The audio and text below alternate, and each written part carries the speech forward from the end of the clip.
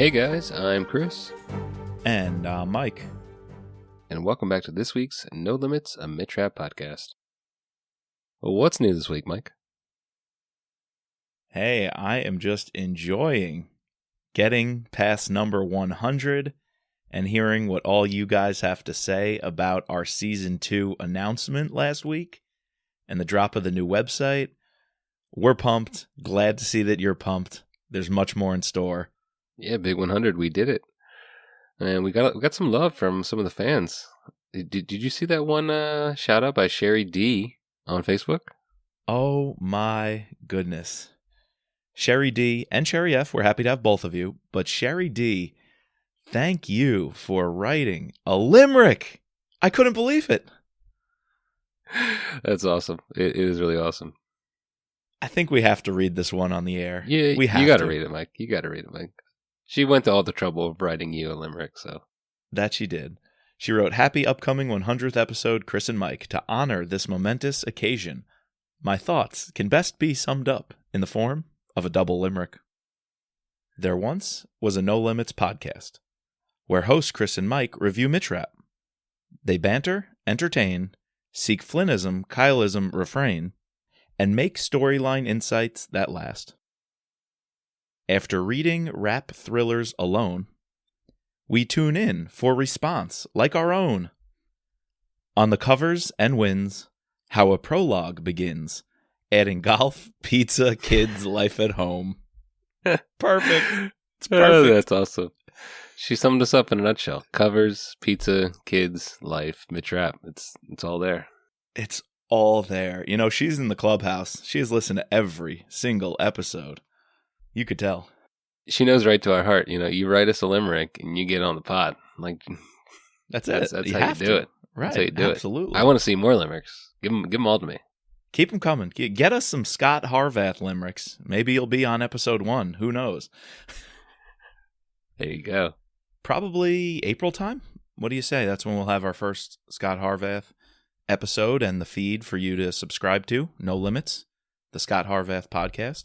Should be up, I would say, about a month from when you hear this podcast. Yeah, just diving back into, I haven't read Lions in a long time, because that was actually the first book I picked up, you know, when I told my little origin story about Tom Smith giving me all these books. He gave me both series at the same time, and I picked up Lions first, and I read, you know, the first 5 of those books before I even picked up Transfer of Power. It's so nice going back. I'm really excited to you know, I don't want to leave Mid-Trap yet. I don't want to leave Vince Flynn yet, or Kyle. Right. But it's going to be exciting. It's going to be sick.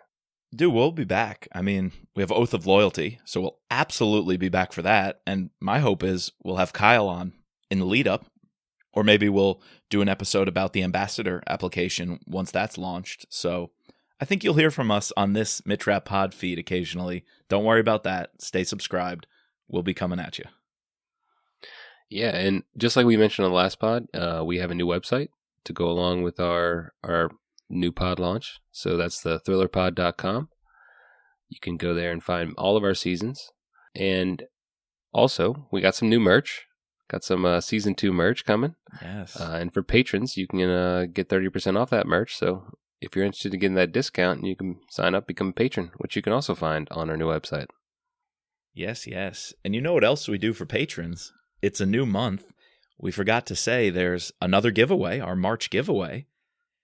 And I dug into the shelf, and I had a few lying back there I didn't know about. I've got 3 more Kyle Mills books I'm ready to part with. You just keep pulling these books out of nowhere. Dude. Or is it Rosie keeps telling you need to get rid of them? A little spring cleaning, you know. No, I mean, I keep reevaluating like which ones I'm going to keep. And obviously there's, you know, a couple of the heavy hitters I want to keep. But we've got Red War, Total Power, and Order to Kill. So this month we'll do a March giveaway, one of those Kyle Mills signed books. And I think let's prioritize anybody who hasn't won an autographed book giveaway. So patrons, if you've been a patron, you've helped us out, we appreciate you, and you haven't won any of our autographed book giveaways, reach out to me. We'll put your name in the hat for the March drawing. Sounds good. Sounds good. Nice. Well, why don't you tell us, Chris, in addition to all this business, all the logistics, what are we covering on today's pod? All right. Well, so we were discussing, how we wanted to wrap up the series, what we ultimately wanted to cover, and we really enjoyed doing these character analyses pods. We did one on Stan, we did one on some secondary characters, we did one on Skip, yeah, and Stansfield. So we felt it was only right that we had to do a character analysis on Mike Nash. So today, we're coming to you all things Mike Nash, a little bit of a polarizing character after the last book, so I think it's only appropriate that we, assess the totality of his book career.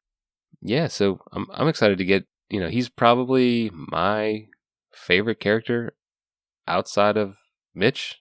Like, Mitch and Irene obviously hold a special place in my heart, but like if I had to pick a favorite like third character, I think Mike Nash is my favorite character. Over Scott and Marcus?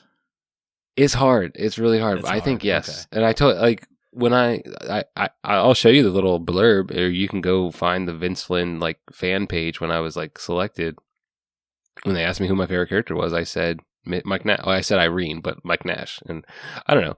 I've said it before. Like I think I liked him because I relate to them, which is kind of weird because I'm not like I wasn't in the military. I'm not like a CIA analyst or anything like that. But I related to his like family struggles. Like right. Being able to balance the work-life balance. And I felt like Vince sort of brought a reality to his character that I could relate to. Whereas like I couldn't relate to like the single bachelor work-life balance life that Mitch has, or like Irene has like an older person, so. Yeah, he's definitely the most humanizing character. Really identifiable, especially in extreme measures right off the bat. He's deep into the family life, changing diapers there, teaching, or right, his kids are hearing a couple of choice words that he's dropping at the house. So a couple of arguments with his wife, or even other problems, which he talks to Stan Hurley about in the hospital. That was pretty funny early on. Yes. You know what I like to do? Anytime we discuss a character and do a character analysis, I like to share my thoughts on that character in the form of a limerick. There once was a family man named Mike Nash, who with Mitch and Irene he would often clash. A Marine through and through, up the CIA ranks he grew, but alas, 'twas to be gone in a flash. Nice. He's gone. He's gone. I think you hit the nail on the head, because looking back, when you like wrote out all the notes and his appearances in all the books, it was really striking to me how like he's only a major player in like 3 books, like 3.5 books, and then he's mentioned, pretty much either him or a family member is mentioned through all of Kyle's books, and it's not until Enemy of the Gates that we really see him coming back as a major player, as a major character. But in my mind, he had this presence of being a major character the whole time. Right. So, like I felt like he was around much longer than he was. And maybe it's because of how big of a role he played in Extreme Measures. Yep. Some might say like he is almost the main character in that book, and Mitch is like a secondary character, sort of coming in. And then he also plays a big role in both Pursuit of Honor and Last Man as sort of the a co-lead with Mitch in those. That he just had this oversized presence, and then like he just goes away, and obviously we're going to dive into why he goes away. So yeah, it was interesting to see like, oh wow, he really was only in 3 books, like completely. You're right. I think it speaks to the power of Extreme Measures. If I look at the series as a whole, before we started rereading it, and I was fuzzy on a lot of the plot lines in the middle of the series. Transfer of power, crystal clear, remembered it all. Some of the high moments, Memorial Day, Consent to Kill, remembered the key things. American Assassin, origin story, right. But this book was also crystal clear in a few Mike Nash scenes. It stood out in your mind. Yeah, the NCTC hit you can't read the Rap series and not put that in your top list of best action. You'll remember it. The outing, when Rap outed him in the Oval Office, and they bickered and they fought over it, but Rap did it because Rap couldn't get out. It was his way to let another man have the life that he didn't get to have with Anna. That really stood out as some remarkably important moments in the series, both action-wise, but also personally on the arc of the characters. Totally agree. You know what? Speaking of jogging our memory, you know what else we do on our character analyses episodes? This kind of just organically started to happen. We didn't really plan this, but I had to put together a quiz show.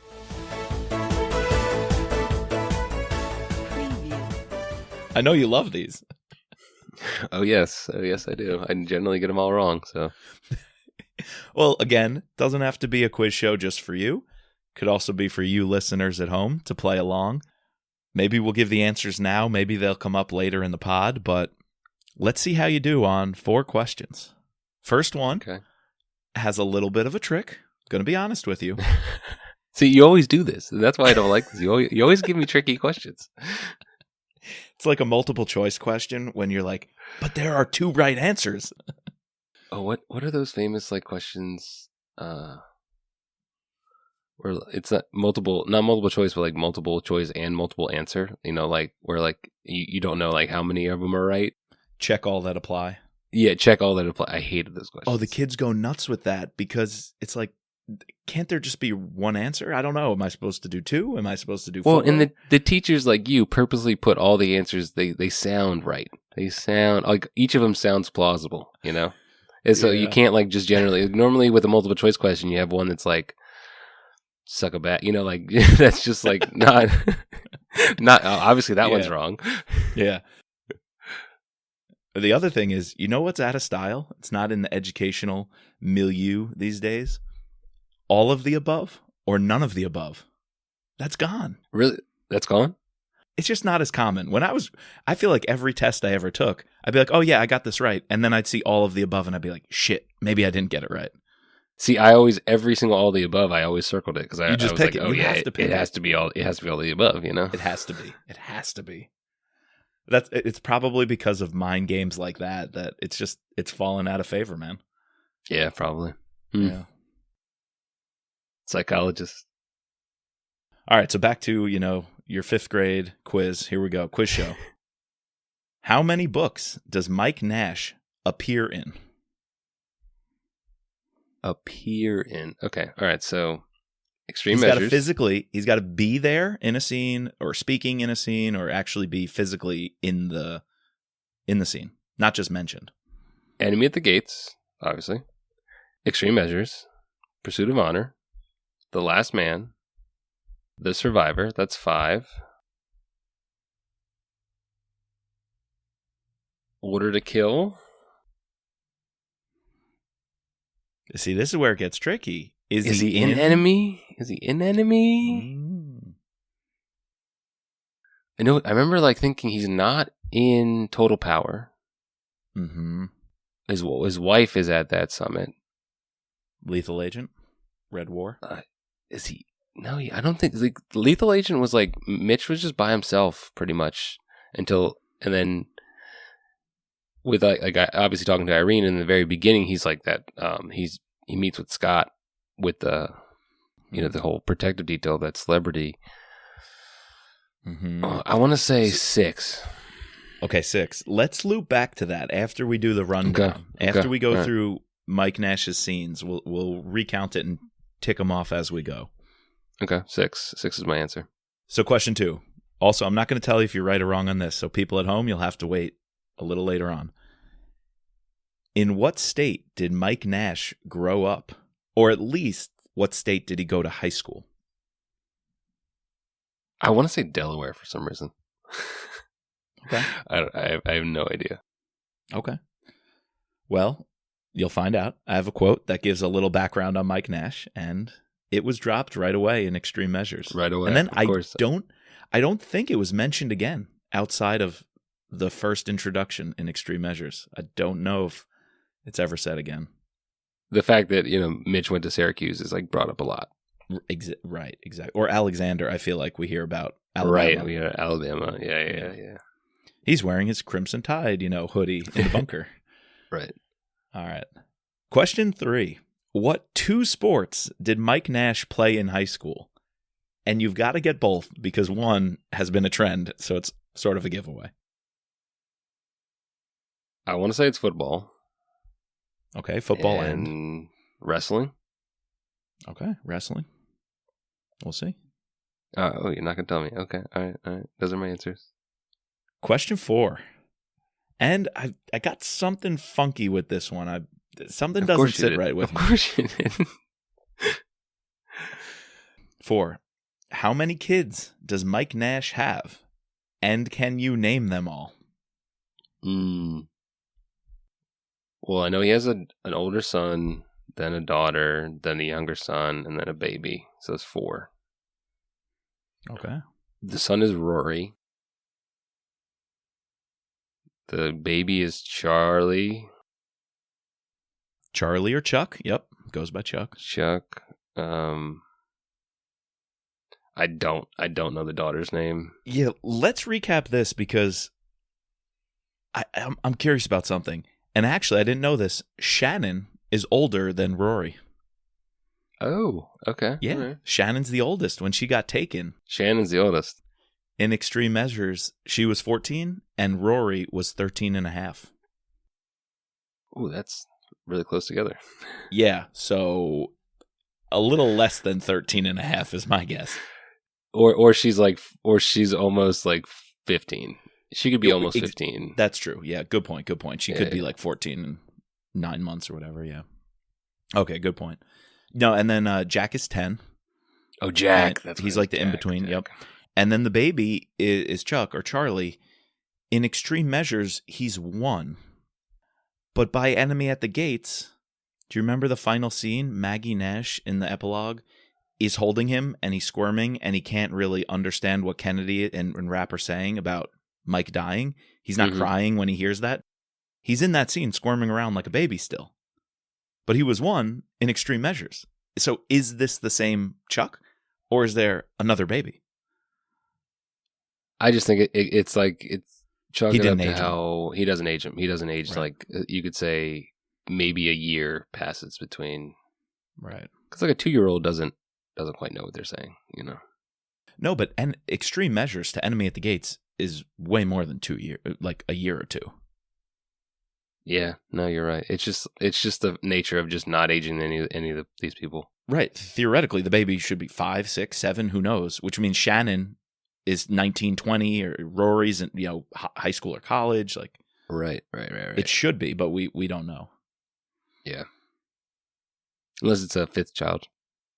Yeah, but then also named Chuck. Also named Chuck. Chuck 1, Chuck 2. I don't know. I think it's just it's an error in terms of thinking about how old the baby should be. Yeah, I'm also thinking it's not a new baby because in Total Power, in the barn scene, Maggie says, "But I have 4 kids," talking about like how hard the power outage and hunkering down is going to be.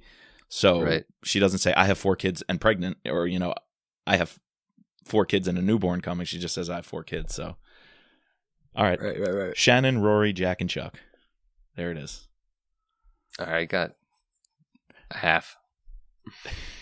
3/4 credit.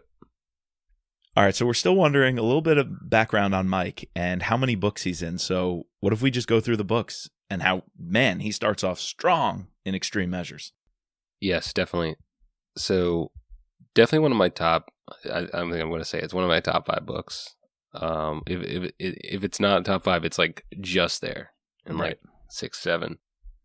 We've mentioned this multiple times, just this idea of how, and I believe you mentioned it, or I've mentioned it, this idea that it was originally, I couldn't find the resource, like where we like came up with this idea or why we think this, but it's definitely like somewhere where originally like Mike Nash was just the main character of this book. And then Mitch was sort of put in later, or like more Mitch was put in later. And you can, as we were talking about it, you can go back to our pods and you could definitely see like where potentially scenes or chapters were added just to have more Mitch in it. And, you know, maybe Vince was thinking about, all right, this is going to be a whole new series. You know, you could tell like he wanted to bring a new, maybe he thought he related more to Mike Nash, you know, being a family man, right?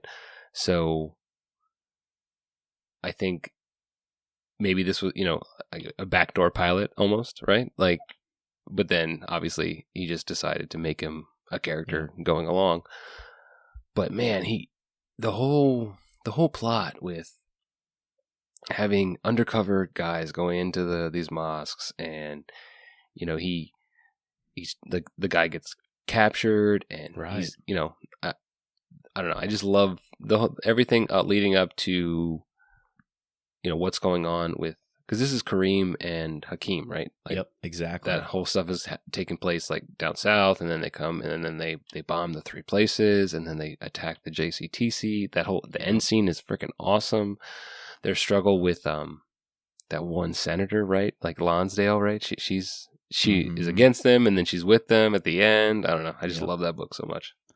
It's so good. And like you said, Nash gets really messed up because he was running the mosque operation with Chris Johnson, who ends up losing his asset, who's undercover. And then he's also messed up, we know, like struggling with some things because he has the flashback, that explosion, and he wakes up sweating. Mitch saved his life.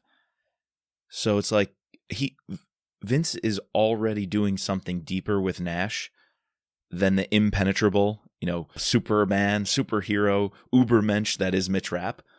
He's not only giving Nash a family to worry about as a difference, he's given him some real like mental struggles and like what a Marine would really be dealing with. He said he served his country for 16 years as a Marine and then a counterterrorism operative.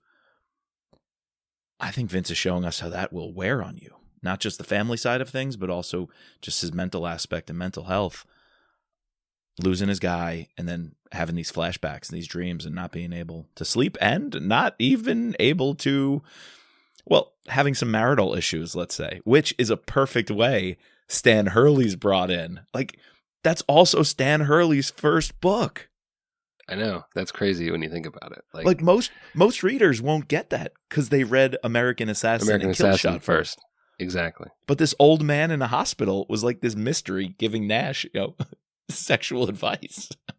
I know. That's crazy. Like if you were reading these books, you know, in publication order, that would be your first, like, whoa, who is this guy? You know? Who is this old man? Yeah. I want to touch on what you said about, you know, this idea of how we get this whole backstory. We also get this idea that him and Mitch have been working in the past, and this is not their first foray. And I liked how it just flushed out this whole world in the background that, like, you know, Vince has been thinking about with Rapp, like what he's doing off book. Yeah, that was really cool. Like we really hadn't gotten much of that besides like mainly backstory. You know, just like filling out like Mitch's background.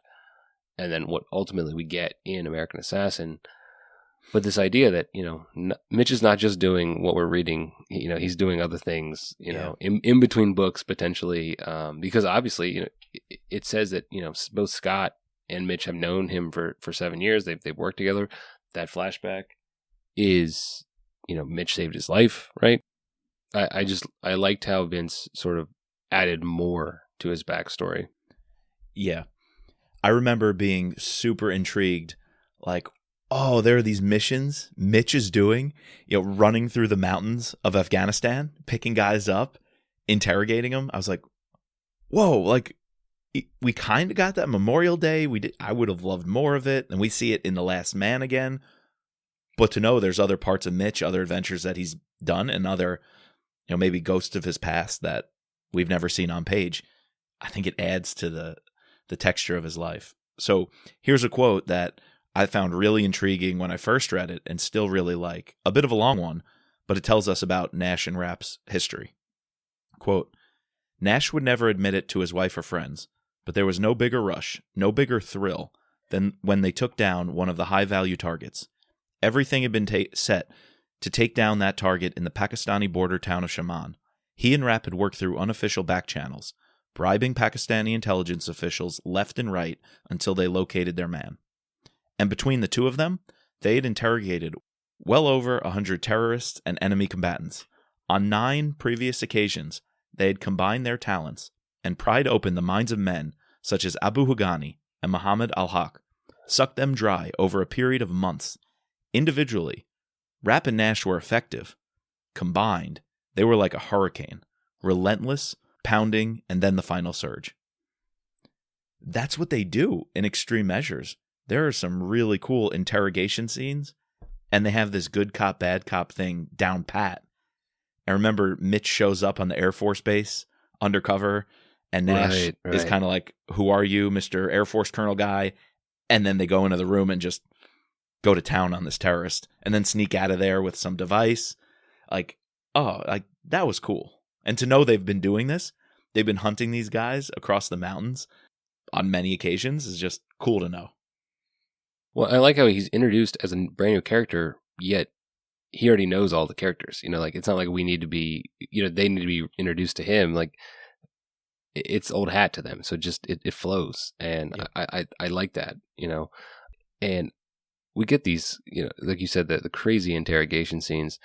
But some of the other things we get with him, though, and we spend a lot of time with him in this book, is like we're randomly jumping back and forth between like interrogation, and then he has to go drive the minivan with the kids, like, right.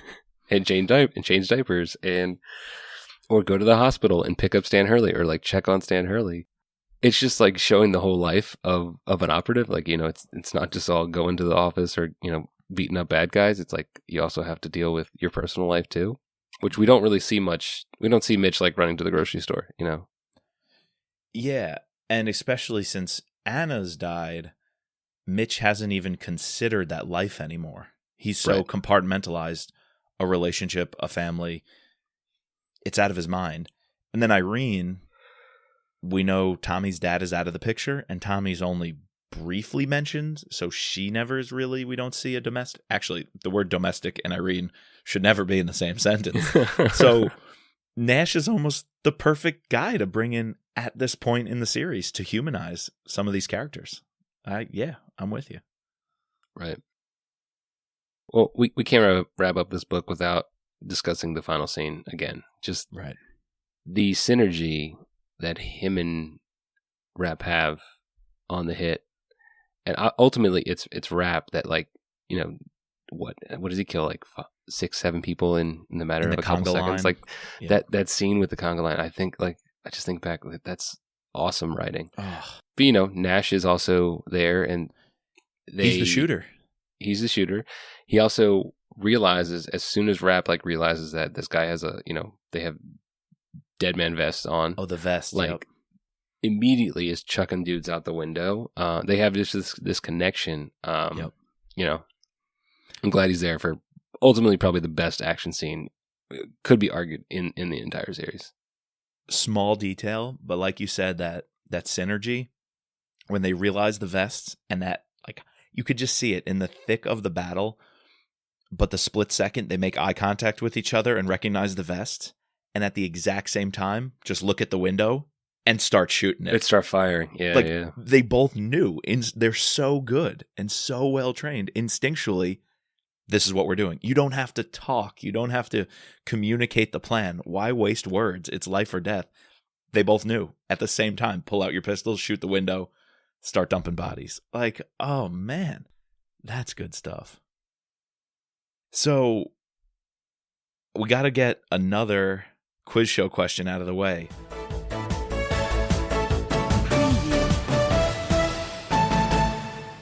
Listen to our introduction about Nash. Nash had experienced a lot of highs in his life. Pennsylvania. Not all right. I was close with Delaware. You were close. East Coast guy, Mid-Atlantic guy. A Pennsylvania state football championship his junior year in high school. A wrestling title his senior year. You got it. I got it. And falling in love with his wife, the births of his children, becoming an officer in the Marine Corps, successfully leading his men in battle, and countless other things. None of it compared, though, to the high-stakes game he now played. The stakes had never been so big, the challenge never so great. there's the backstory. I think the only real backstory we get on Mike. Yeah, after that, it's just He's everything one of the we learn guys. about it in the book. Yeah. Yeah, he's one of the guys. Pursuit of Honor. What do you think? Not our favorite book. Not Nash's best book either. No, this is all right. Obviously, this is great. We're doing this here because after the last book, what you could argue is would you say great debated idea or questionable action of killing Mike Nash, turning him into the villain. But I think it's actually important that we did mention it on the Enemy of the Gates pod, how you can see how he got to this. And I think like now we're actually here, we're doing this. We're going to take you through and show you, it's starting in Pursuit of Honor, Mike Nash going down this pathway to exactly, why Kyle would have thought that this would have been the right way to take this character. And it begins in the very first scene where right after Mitch picks up Glenn Adams, who we meet in the previous book, Nash is sitting on the couch, doesn't want to kill him, doesn't want to have anything to do with this, and he thinks it's wrong, like kind of being a whiny little baby. How can we kill our own guy? Yeah. And he's like, Mitch, I'd go hog on the terrorist, but this is an American citizen. He works in our government. Like, that's what we have a legal institution for. He's different. He's just a different approach than Mitch. And that leads to then the fight on the side of the road, right? When they're heading to the White House. That's part of it. And I think he's also freaking out. He's like, yeah, the White House, it's no big deal. We'll probably be in the Oval Office or the Situation Room. President wants to see us. And Nash is like getting all nervous. And he's like a wreck about it. And Rapp's like, no, like it's no big deal. Like we're going to advise the president now. But Nash just kept bringing up, he was nervous. I remember him being like shaky. And Rapp was like, if you're not ready, then you're not ready. Well, he's also like dealing with all the stress in the last book of, right. He just, because is it the very last scene of Extreme Measures where he has to go home because he saw like his secretary or like his, that's right, like get shot. That's so right. Like that's a big thing. She was just watching his youngest son like earlier in the book, right? She dropped off Charlie with him. That. He also lost Chris Johnson in the previous book, so there's some things that are, he's coming over this PTSD, and you could see it like sort of bubbling towards the surface. Yeah. And Rapp knocks him on his ass right there on the side of the GW highway. Which I think is a catalyst that Rapp, maybe Irene, is picking up also on these cracks. Just that Mike's path and family life will mean he's got to, get out of the field a little quicker than your Scott or your Mitch. And I forget who exactly devises the plan to put him in the Oval Office and take credit for the NCTC hit and become a national hero. It's like America needs a hero after these terrorist guys got into our thing. There was this amazing story that's going to get out of heroism. You obviously can't have Mitch in the spotlight. So they need somebody. Do you remember if it was Mitch? I know they go to Maggie. I think it's Rapp that goes to Maggie and does it with him. But was it Irene's idea first?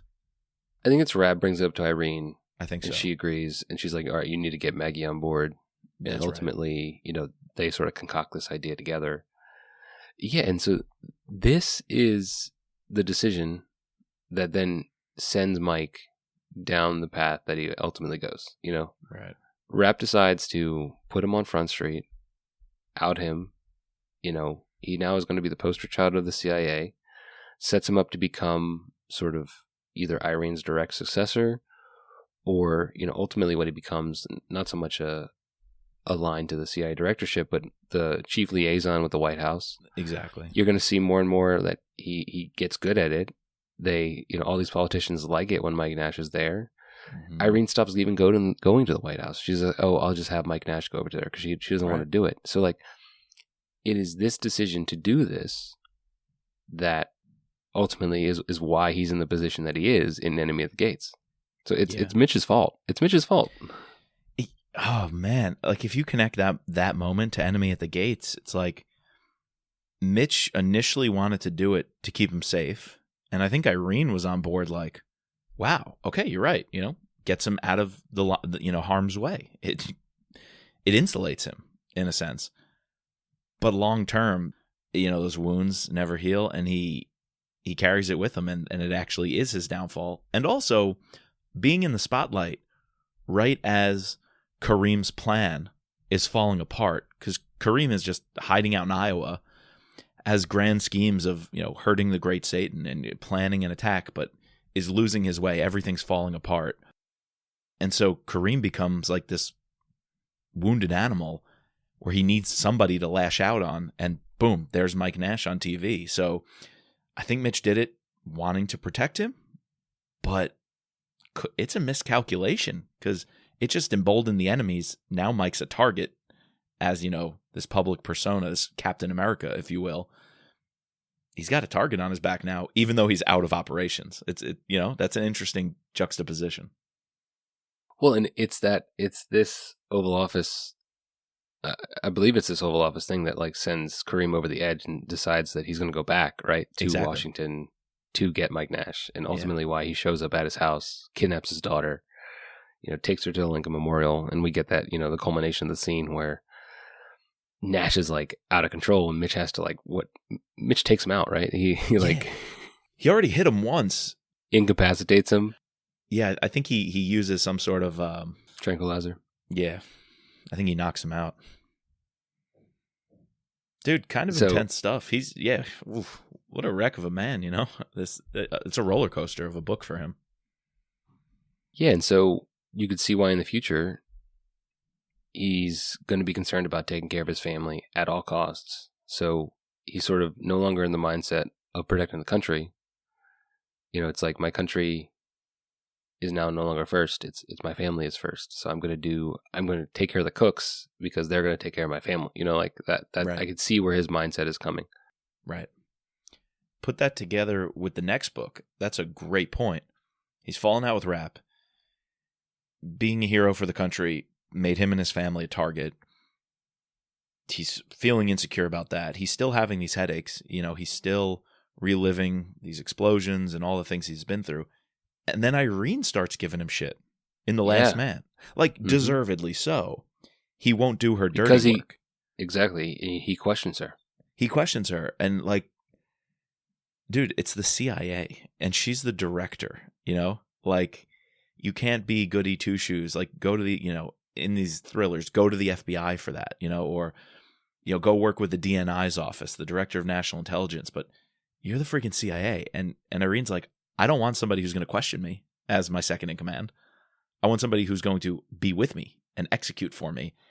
And ultimately, she pretty much says, fuck off, and says, Scott, come over here. And Scott's like, yes, ma'am. And he goes out and bugs, not Glenn Adams, Wilson, the FBI. Wilson. Yeah. And Nash is like, I'm not going to bug the FBI. I have a life and I have a career. Yeah, so it's where those career aspirations, right? He's no longer concerned about the duty of the job and more so about his personal job. So he's, instead of looking out for the agency, the United States as a whole, he's more so looking out for himself and his family. So again, it's just this progression that you're beginning to see of why he may take those choices that we see him make down the road. Yeah. We never had a character I would buy doing that. Maybe Skip McMahon, but he's long gone by now, older, retired, and he never had a family. Mitch lost his family. He's got almost nothing left to live for, you could say. And Scott was, he's the Scott of term limits. We can't see him go soft and start, not willing to go to extreme measures. This is Scott Coleman. So Kennedy says, I will reassess his role moving forward. When Kennedy's talking like that, you're in the doghouse. Well, maybe she thinks that, all right, maybe he thinks he can replace me, before I'm willing to give it up. You could see this tension growing between the two of them. Yeah. And that you could see that's why maybe in the next couple books, he's very limited because she's just shunning him off to deal with the politicians. So I think that, again, is probably not the right thing to do. And instead, at this moment, Kennedy and Rapp should have all right, something's going on with Mike. Let's Sit him down. let's sit him down. Let's do something. Let's not have him go. We need him to have our backs and not our enemies' backs, or not like people who he doesn't realize is actually our enemies' backs, you know? Or even if he's like, you wanted me to kill Glenn Adams, the Inspector General. You want me to spy on the FBI. Like, at that point, you can't work for the CIA. You know, you're going to be put in places where you have to do that. So they could have had a realistic conversation of like, if you're going to be a political liaison, you're not going to be read in on things. That's just how it is. You're going to be this role that can't know everything, that has to go out there and just put on a face on Capitol Hill. And if you're not okay with that, you know, you can't work here. You can live in Manassas, but you can't work here. But all right, so the biggest thing that he did in Enemy of the Gates is not going to Irene or Mitch, right, when the president reached out about wanting to know about Chisholm, right? Or about was it Chisholm or no? What's the Nicholas Ward? Nicholas Ward, yeah. But both of them. And he let the mole in with NSA to go into the CIA databases to do some digging. Right, allowing them to come in to get that information. He said, I'm not the one doing it, but I am, creating a connection between Cook's person at the NSA getting into the CIA database. So at what point in the story, in all of these stories, did Mike no longer feel he could go to Mitch and Irene and say, this is what happened? Yeah. That's the question. I don't think it's a singular point, though. It's a culmination of everything. Right. It's a pattern. It's a progression over time. It's so much. Like, in the first book, he and Mitch definitely are different people. Mitch knocks him out cold once with his fist, knocks him out with a needle. Irene literally sidelines him. But I guess here's another thing. In The Survivor, because that's where we go next, Kyle comes in and writes Kennedy appointing him interim director upon her resignation, should it be accepted. That's a little twist of fate of he still may be the best Kennedy's got in that role. And when when push comes to shove for her having to, or feeling the pressure to step down, or at least offer to step down, she has to have that conversation with Mitch where she's like, are you okay with him being your boss? Like, right. Not just working for him, but understanding he gives an order, you're sworn to follow it as you would for me. And Mitch is like, fine. And she's like, I need more than a fine. Like, I need you to know he's going to be the head honcho. And is that going to sit well with you? That's interesting. Yeah. And this is the beginning of where we see his role in the books diminish, right? He only shows up in a couple scenes in The Survivor. Then in Order to Kill, he's very limited. I think he's just in the scene of trying to track Grisha. To track Grisha, yeah. Kennedy's like, hey, we need a white European man fitting this profile. And Mike and his team starts putting the flight patterns together. And he might be they're the ones who realize who Grisha might actually be. I was thinking of the next book when he suggests Grisha for the plot. So right, it's and like then these that's his only role in Enemy of the State. So in each of these books, he has one, maybe two quick scenes where he's just a plot device to connect two loose ends or something. Right. Yeah, that's right. That's what I was thinking. Yeah. Yep. And then, is he mentioned in Red War at all? Does he appear in Red War at all? Okay, so he appears in Order to Kill, appears in Enemy of the State, even if really brief. Red War, Lethal Agent, and Total Power, he's referenced in some way, but never appears. Never physically or verbally is involved. Red War, this is a good one. Mitch and Claudia dropped Anna off with the Nash brood, and they're like, it will be 48 hours before they even realize they have another random kid with all the kids they're dealing with. That's funny. And then Irene mentions that Mike is going to go stand in for her at a meeting somewhere on the hill. So she's like, oh, no, I have some time now. Mike's down on the hill doing X, Y, and Z for me. So he's name dropped, but never seen.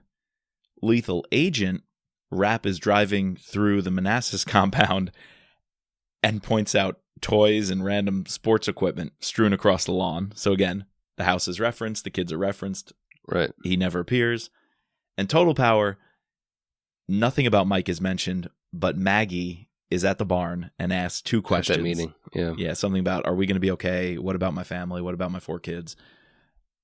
But no mention of Mike. Yeah. Except I think along the way we're getting hints that he's really good at putting on a face for the politicians, answering questions in the committee rooms, like the CIA sending Mitch Rapp to battle senators on, the Senate floor or in these intelligence committee meetings. That's not how we're doing things anymore. Kennedy is now sending Mike as, the buttoned up goody 2-shoes, put on a nice face, answer their questions, dodge their questions, whatever. He's really good at that. I feel like we get hints dropped along the way.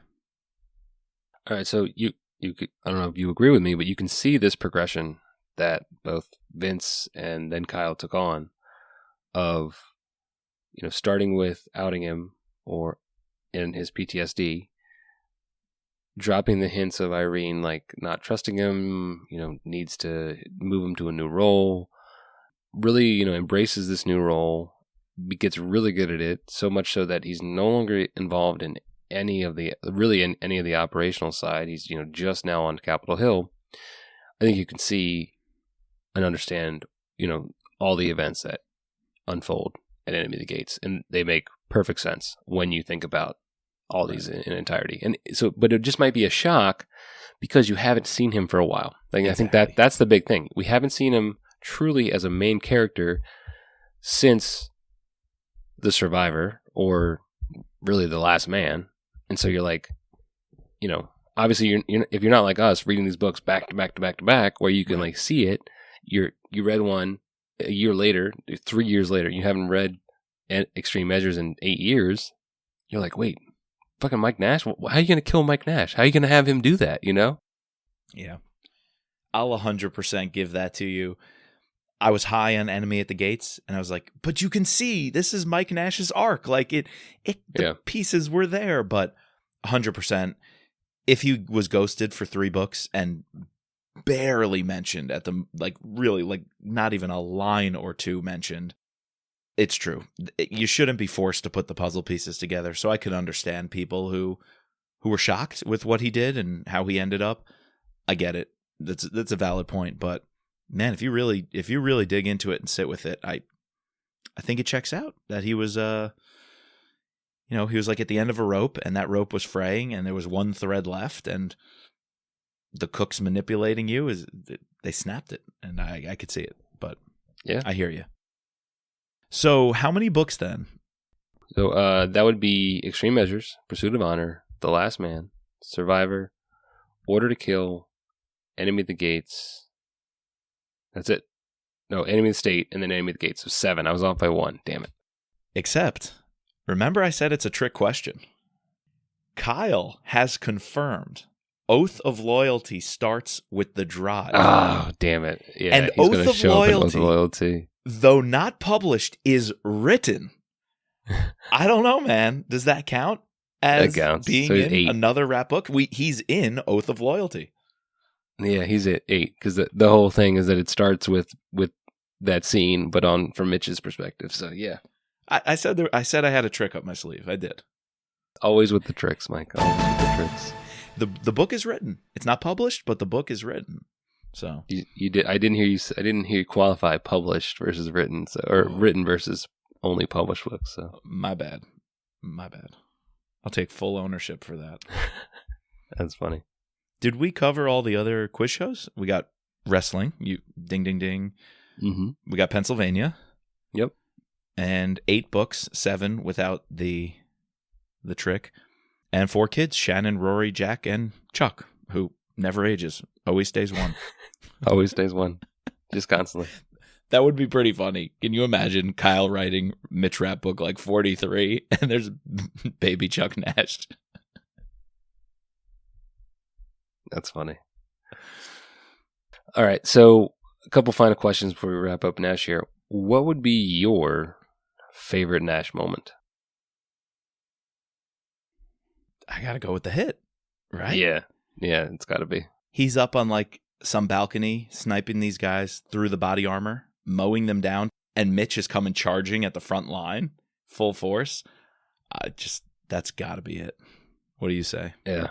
No, there's only one pick, you know. Yeah. I guess I don't even know, because he kind of gets annoying in the next couple books, so it's kind of hard to like I guess there's some good scenes earlier on in the in Extreme Measures. Yeah. When he's working, you know, with Chris Johnson beforehand, just like, you know, seeing him do spy stuff, and, you know, this, I liked how Jason Piccolo, he's like, all these spooky people. I like that description, calling people spooky. Yeah. Doing that spooky stuff. Yeah, and just seeing his interactions with his kids, like just the comedy that it plays in the book is just, it's fun and light. But after that, he kind of just becomes this, you know. Yeah. Do you think he was a victim of, because I too remember, and like you, I couldn't find the exact article. I think it might have been Ryan Steck on the Real Book Spy and the Mitch Rapp fans website. I think he posted something that, maybe he responded to somebody in social media comments, that Emily Bessler had said, "Where's Mitch Rapp?" Like, all right, in good book, Measures. but it's got to have Mitch Rapp before it goes to print. And so there were edits of adding him in and toning Mike's role down, which I wonder if Mike was supposed to save the NCTC by himself. By himself, yeah. Was putting Mike Nash in the series a net positive? Ultimately, knowing his whole life and how he affected things, the risk of making a new character, someone who's supposed to be the rock star in Extreme Measures, possibly up there, you know, to battle Mitch for who's going to be the big dog moving forward. Did that risk pay off? Was he ultimately a good thing for this series? A good thing? I think, yeah, sure. I think that you could tell why, because of their similarities with each other, why, you know, it's kind of hard to play with two knives in the sandbox. You know, like you can't use two shovels in the sandbox. I guess that's a better metaphor, unless you have one in each hand. But I think we mix metaphors quite a bit. I think yeah, looking we back do. 100 episodes, we've mixed our metaphors for sure. And you could see why Kyle hasn't used them until he finally had all right, this is, you know, going to be his magnum opus and his way he's going to go out. Yeah. But, you know, it adds some parody into the series. You know, you got this awesome book out of it, you know, this whole story arc culminating with Enemy at the Gates. So I would say yeah, it's a net positive, you know. It would have been a negative if we just never heard from Mike Nash again. I think that would have been, like, if he was just, again, for the next 6-7 books, he's not even mentioned. He's just like a one-liner about him living in Manassas, you know? Yeah. I think, and maybe I'm reading too much into it here. I came across a Nash quote that was really telling, and it's from chapter 1 of The Survivor, which means Vince's last written words. And obviously, I don't think Vince knew this would be his last chapter, right? If he had more time, he would have written more. But he had to know his time was coming to an end, right? Being as sick as he was. And he put in this scene, the last one he ever wrote, he put 4 characters. Stan Hurley, Mitch Rapp, out on the patio talking, and inside the house looking at them, Irene and Mike. It's real interesting to think the last characters Vince wrote about included Mike Nash. You know, like, I think he liked the character a lot. I think so too. Exactly. Because you could have put Scott there, right? It could have been Scott and Irene bullshitting. Sure. And Mitch and Stan bullshitting. And like, it would have worked just fine. But I think he liked what he added about Mike's differences, different paths than someone like a Scott or a Mitch. And so he writes, it's a pretty powerful scene. Quote, Nash had a wife and 4 kids, and Rapp didn't want to see all that thrown away on a dangerous life that someone else could handle. Nash, for his part, felt betrayed by Rapp. Their closeness was a natural casualty as Rapp began to share fewer and fewer operational details with his friend, who now spent his time at Langley and on Capitol Hill. Like Vince is commenting there in some of his final words, the last couple of paragraphs, that Mike is falling out. That Mike's path on the Hill, not in operations, means he's not in the crowd with Mitch anymore. Yeah, you could definitely tell that he's sort of favored Mike Nash over Scott at this point. And then sort of Kyle picks on the opposite. He really picks up with the Scott character. Scott becomes, I would argue, Scott becomes even more of a major character with the Kyle books. I think so. Yeah. I think just Kyle just vibes with that character way more. He does. Gives him these one-liners. He does. Adds comedy to him. Yeah. Whereas he just never, just didn't vibe with Mike Nash, and you could see it in the writing. So that's a great point. That's a really good point. I mean, I'm putting, I don't know what, but it shows on the page, Right. We're psychoanalyzing, but we're doing it based on the text that we have. Yeah.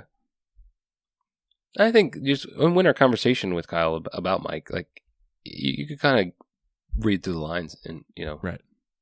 He found it hard to write them. They're too similar, so yeah. It's hard to write that. Yeah. I think Vince could write more naturally about it, having a family and whatnot. I bet writing those Nash scenes, it was like really, it was personal. Like, the arguments they had, or the little tit for tat, or the little jokes with the kids. Like, I bet for him that came pretty naturally. And so I think Mike really worked for Vince, and then Scott's persona really jived with Kyle. Right. Cool. Man, that's Mike Nash. Another character analysis in the can. We did it. All right, what are we bringing to him next week, Mike? Got a couple of different ideas. What do you think? What should we hit him with? Are we gonna revisit term limits? We need to. I mean, I'm deep into Lions of Lucerne right now.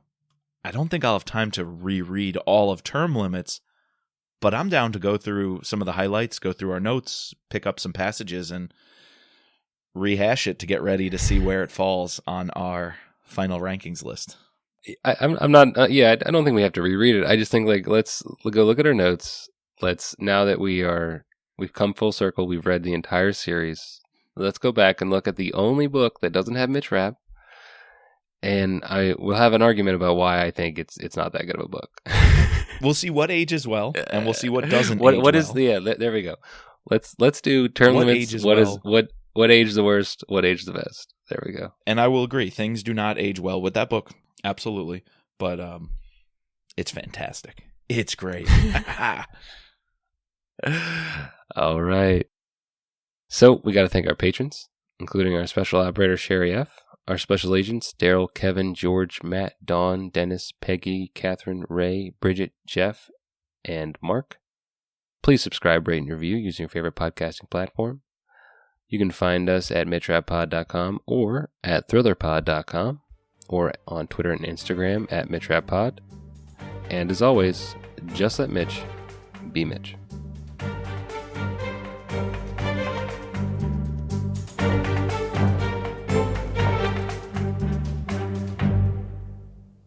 Just a disclaimer, this podcast is not affiliated with Vince Flynn, Kyle Mills, or Simon & Schuster, but thank you to them for bringing us the wonderful world of rap. And the music soundtrack is Guerrilla Tactics by Raphael Crooks.